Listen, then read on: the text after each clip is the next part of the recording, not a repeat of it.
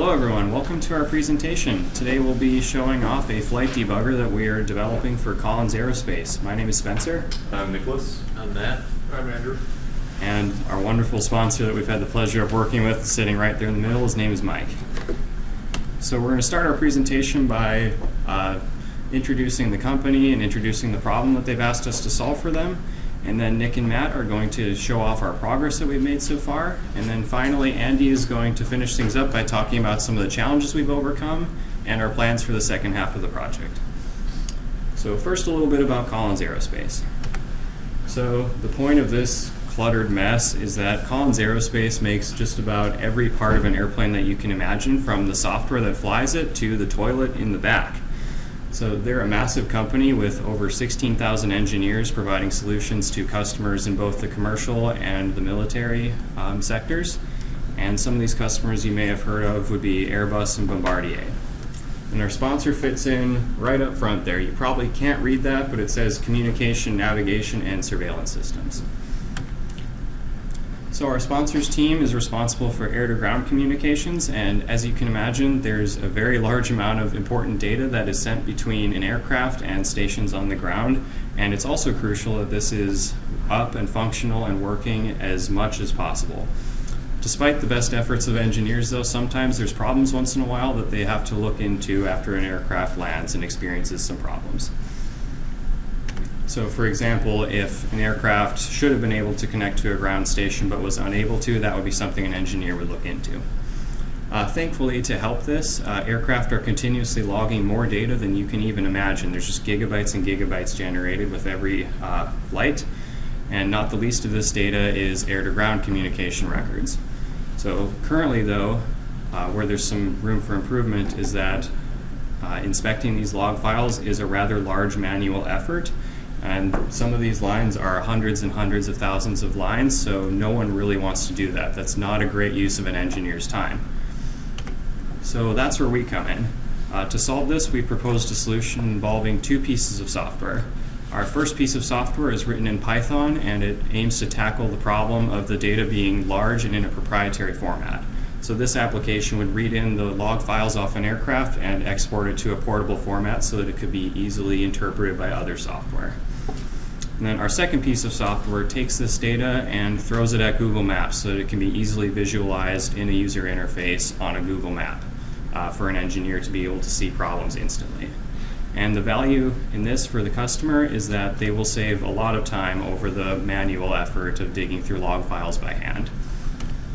So then what this looks like for an engineer is that if they have some log files that they would like to investigate, they would feed these to our Python application, and then our Python application would throw this JSON data at our web page, which would open a Google Maps object. Currently, this isn't quite as streamlined as we would like because the user has to actually open our web page themselves and select the file to read in. But by our final sprint, we aim to build in the option for this to be all seamless and automatic, so it's as easy as possible for someone who maybe doesn't know how to use it. Next, we're going to talk a little bit about our development schedule up to this point in the project. Like most teams, we're using a schedule of 4 sprints that are roughly 3 weeks long, plus or minus a week.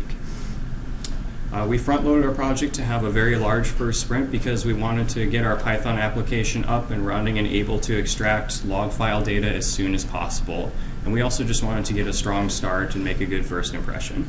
So in order to get this done, we estimated that it would take 54 hours over the course of 2 weeks, but thankfully we were able to complete this in about 42 hours of actual effort. There's only one functional requirement that's technically not complete, but this doesn't affect the scope of the project overall. And our second sprint was 3 weeks and just wrapped up this last Friday. The goal of this sprint was to develop an HTML web page that was able to interact with Google Maps and visualize data as a series of markers and lines on the map. And I'm happy to say that we've done that, which means that our first 2 sprints have gone very well so far. So now I'm going to turn it over to Nick to show off some of the progress we've made so far. Thank you, Spencer. As mentioned, we spent the brunt of our first sprint working on the log parser application. Now, the purpose of the log parser is to automate the process of taking in these large files, often hundreds of thousands of lines long, and extracting the important information out of those and putting it into a portable format that we can input into our web application. Now, the structure of the data that we need to retain is as follows. Now, the first, most important piece of information for, the idea of visualizing it is the location of the aircraft, and that is updated roughly every 15 seconds or so, and we're receiving that information through a service called FlightAware.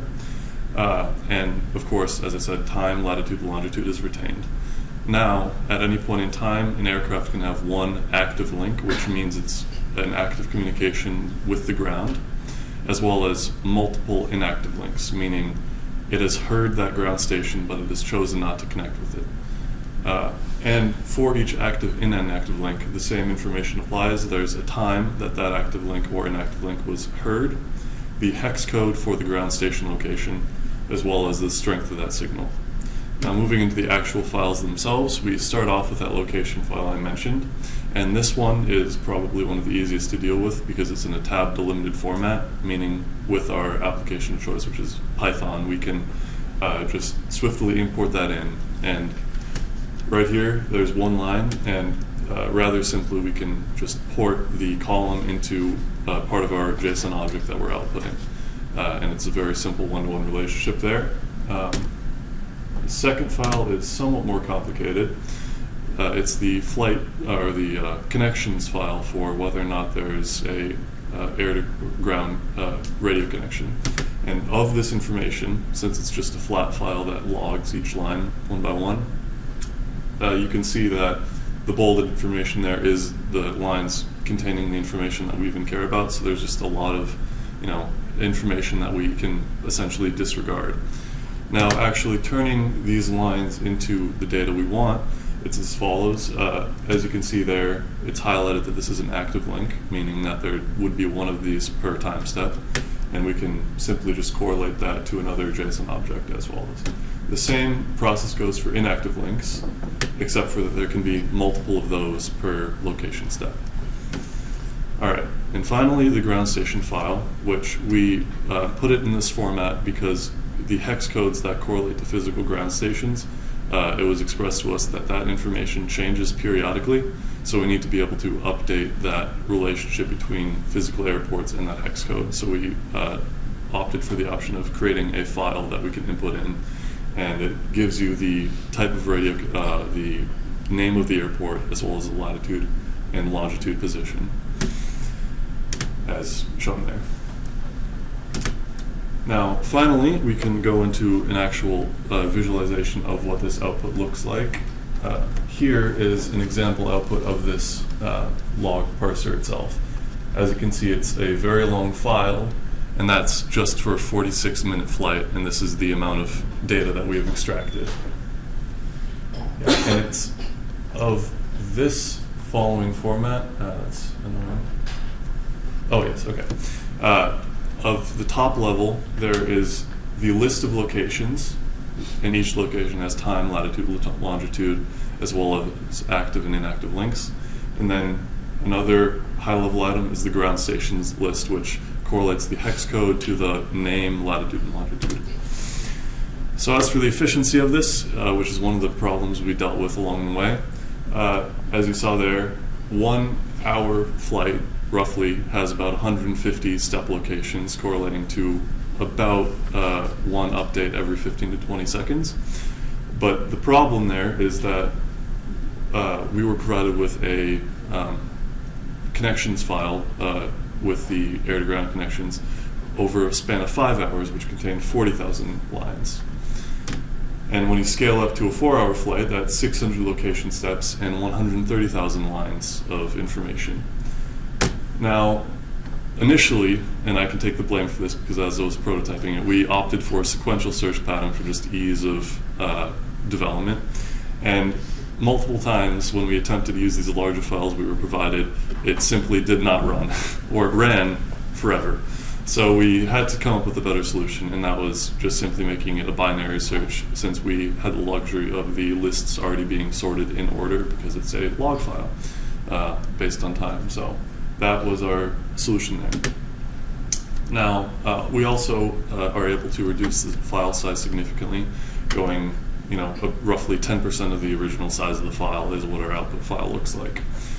And of course, as I mentioned before, we are using JSON as it's derived from JavaScript, which is our language of choice for the visualization, and it's just simply a good standard that's flexible for this type of application. And I'll move it on to Matt to describe the web application aspect of this project. So. All right. So I'll just go into basically explaining the web application, its features, as well as our current progress for Sprint 2. So our web application is basically an HTML page with embedded JS, as well as some embedded CSS and Bootstrap for styling. Basically what it does is it takes the JSON file from the Python script that Nick had just described, and it uses basically JavaScript, Google Maps API calls in order to plot the extracted data. And as you can see here, that's basically the flow of how it works. It takes the JSON file, reads it using JavaScript, and plots it using the Google Maps API. And this is just an update on the user story progress for the user stories related to the web application. User story 3, as a user, we would like to open the web application, see a map of the screen so we can visualize the data. This is 95% complete. We're just waiting on an API key from Collins, which should not be an issue at all. So far, we've just been using an API key provided by Spencer connected to his Google account. And then user stories 9 through 12, just concerned with reading data and plotting the data and visualizing it. Those are 100% complete. We haven't ran into any issues with plotting data at all so far. And then user story 13, we do want this to be cross-browser compatible. We've only so far tested it using Google Chrome and Microsoft Edge, but we do need to do some more thorough testing, as well as testing it in Firefox and Internet Explorer as well. And this is just an example of what that outputted file from the Python script Nick described.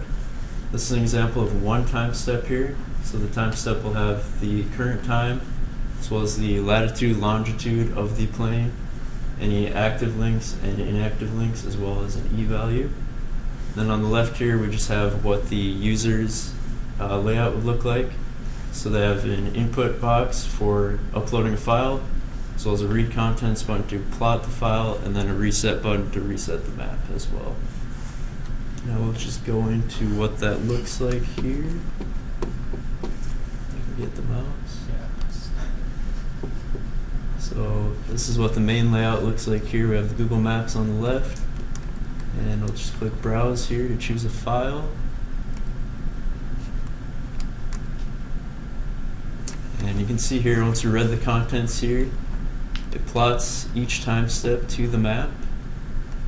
And if we click a time step here, we can see we have the date, time, latitude, longitude of the plane, any active links or inactive links.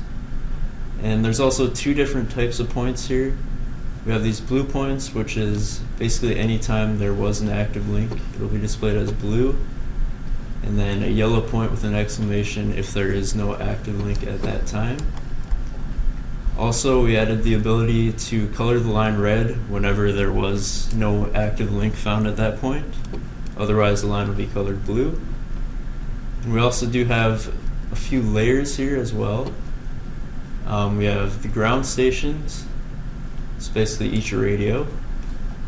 And then we have, obviously, the points, location pins, and then map labels as well. And these can all be toggled off and on if you'd like. And then we also have a reset, which resets everything as well.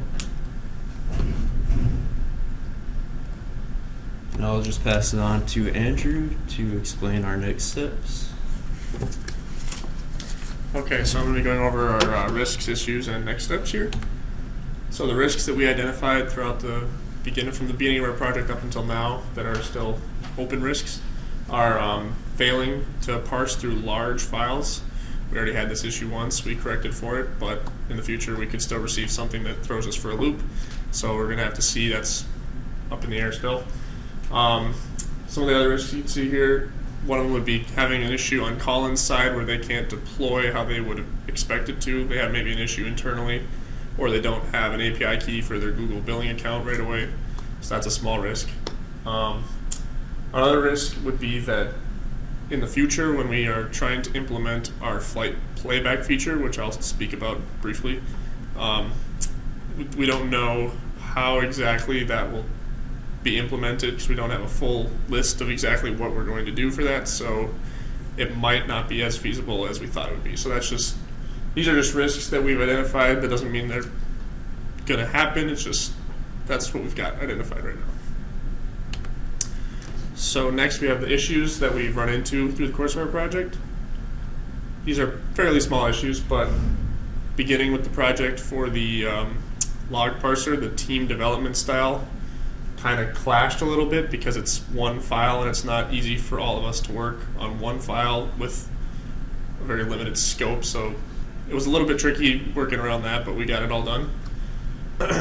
Again, like we had talked about, the efficiency of the log parser we ran into using a sequential search instead of a binary search. So we had to switch that, another small issue. And then with communication, there was a very few amount of times where we had our work being done twice. Two people would do the same thing. It's not a bad thing necessarily, but it's not the best use of time. And then with personal schedules, things just getting busier with the midterms coming up and having less time to collaborate on the project. And then finally, for room scheduling, we ran into a few issues in the CS department with having a room scheduled, but then that room was turned into a lunchroom or something, so we had to work around that a few times, but now we're all set and we're able to meet with our mentor appropriately. So this is our user story velocity chart, and you can see the red line is what we predicted we were going to be doing as far as work on our user stories, and we had over-predicted slightly in the beginning, which was better than under-predicting. But as you can see, this is our 2 sprints on a 6-week scale roughly, and around week 3 is a split between each sprint. And then on the end of our second sprint, we kind of got a little bit better at predicting how long things are going to take, and you can see it tapering off and matching what we actually did. So then some reflection. We decided that we wanted to front load the project early on, so you can see that by what we have presentable today. We were able to get a lot of the stuff done and we're out ahead of it. A lot of the paperwork we knew we'd have to be getting through, the documentation just for the class is a lot of the work we ended up having to do, so that's good that that was accounted for in the beginning.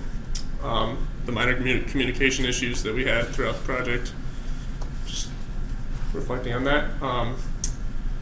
Having the meeting with our sponsor weekly at a set time has really helped us stay on track and keep focused on what we're doing, and then helping us with the documentation and just making sure everything's all in order.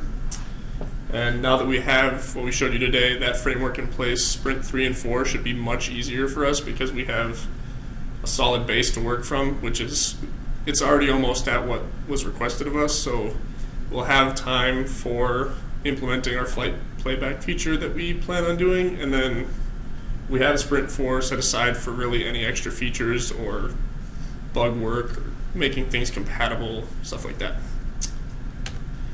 So then our next steps. Sprint 3, we are going to be trying to implement flight playback, which would be, as you can see, the ability to essentially click play and see the flight move across the map at a desired speed, which we intend to have it variable. And then you can, with that, the towers that are on the map, view which tower the plane is currently connected to. So you can see as the flight's moving where it's pinging and see if things are optimal, or if there's like a tower right next to the flight that's not connected to, like wondering why. So that would be the purpose of the flight playback feature. But we still need to nail down some solid guidelines for what exactly our sponsor wants so that we can predict better how long it's going to take for us to do that and such. And then sprint 4, we're just going to be using that to implement extra features, finish up any documentation, and really if we run over on sprint 3 with the flight playback, we'll have time then to do that as well. So that should be everything. Any questions? I guess at the beginning you mentioned there was one requirement that you hadn't quite finished. Was that the browser compatibility testing? Yeah, we Okay. just have to it's worked so far, but we haven't really dug into it to make sure every single function's working how we expect it to. And it's kind of open-ended so that it could encompass user stories that we haven't yet outlined. We don't expect any issues because we're basically using just pure HTML and JavaScript, which is why we had a high percentage of completion, but we haven't formally tested everything. I guess does some of that, just because it uses Google Maps, it's kind of on their end if something breaks in Firefox, or? Yeah, I think mostly, I guess I would agree with that statement, yeah. We're not using anything that's really far from standard, so we're expecting that it should all work. How dependent on the format for the logs that you're getting? Are there multiple radios that have multiple formats, or is this kind of the universal format? Well, there's multiple radios with multiple formats, but right now we're sticking to just one type of radio, I believe. Yeah, it's a certain type of radio called VDL Mode 2, so we're working exclusively with those kinds of ground stations for now. I believe that if we require other features like that for support like that in the future, that would be something we have plenty of time to tackle in Sprint 4. So, yeah.